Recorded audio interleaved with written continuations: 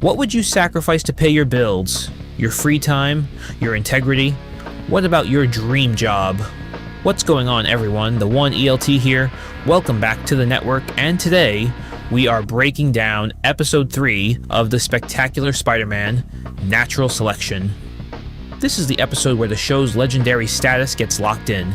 It gives us a terrifyingly tragic version of the Lizard, but more importantly, it shows us the absolute darkest side of the Parker luck. Because sometimes, Peter Parker is his own worst enemy. I never asked to be Spider-Man. I never asked for these powers. It was all just a twist of fate. Bad luck, a random bug bite. Easiest decision I ever made.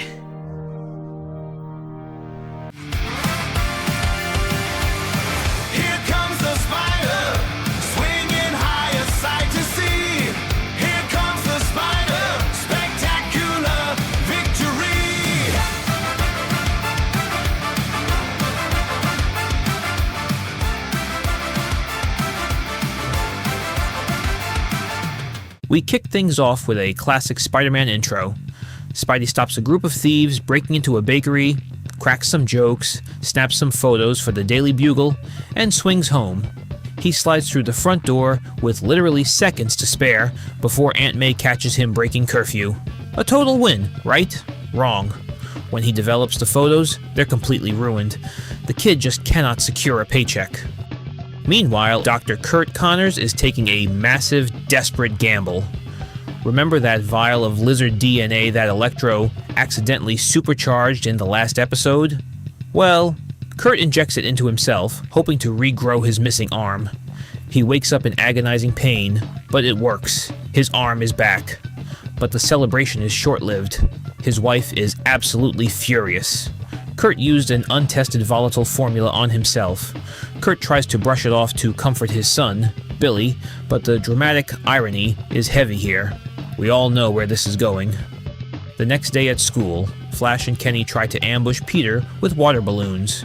Peter's spider sense warns him, and he dodges them easily, until he realizes that moving that fast looks incredibly suspicious for a nerdy teenager. Luckily, Gwen Stacy steps in, completely humiliating Flash by bringing up an embarrassing football blunder, deflecting the attention. If you could hit a target under pressure, would we have lost to Bronx Tech? You choke like a cat with a hairball.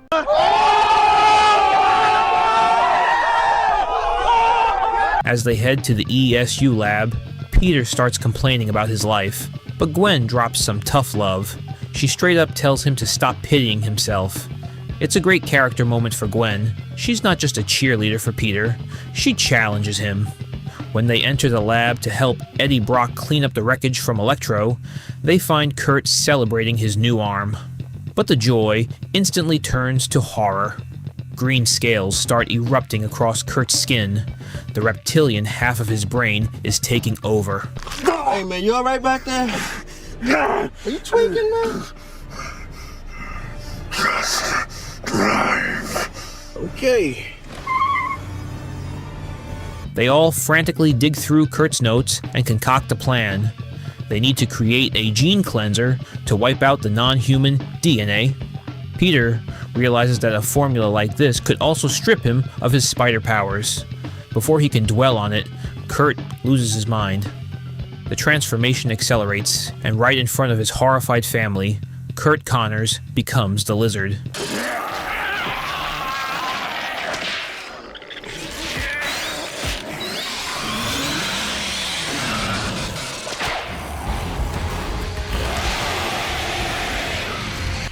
He trashes the lab and escapes into the night.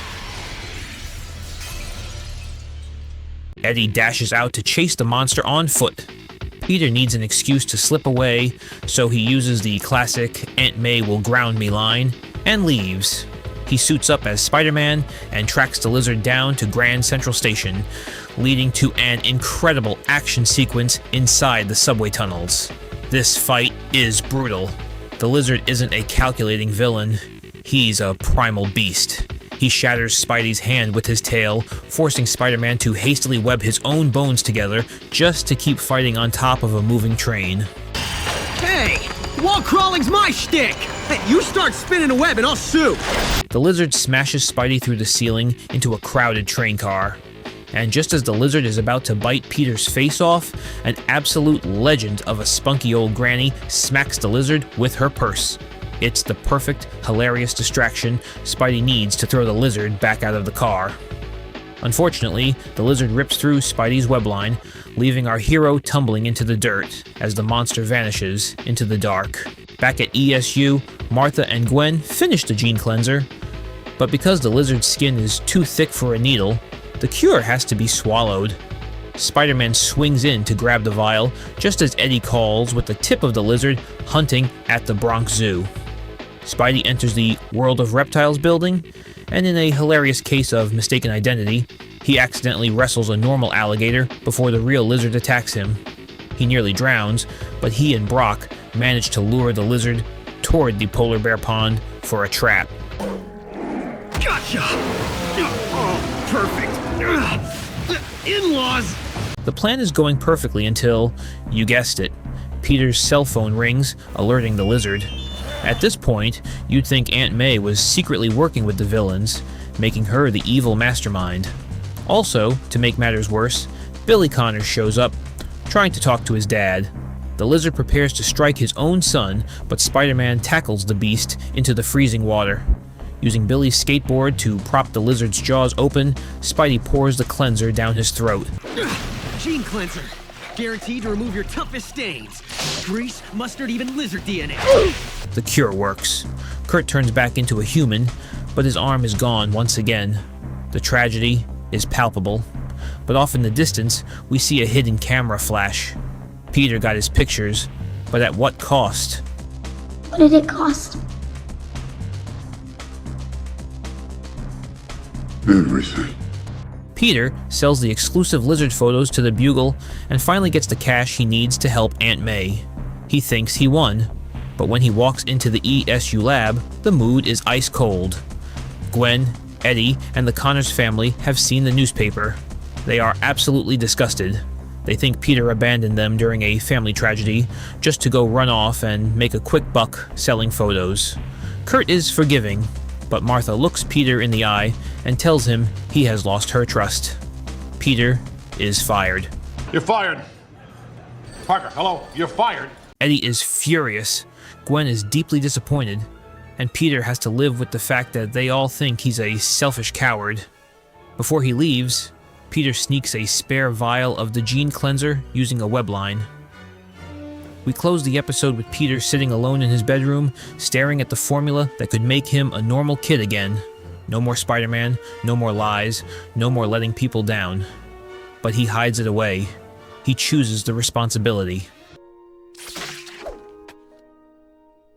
Except I saved him.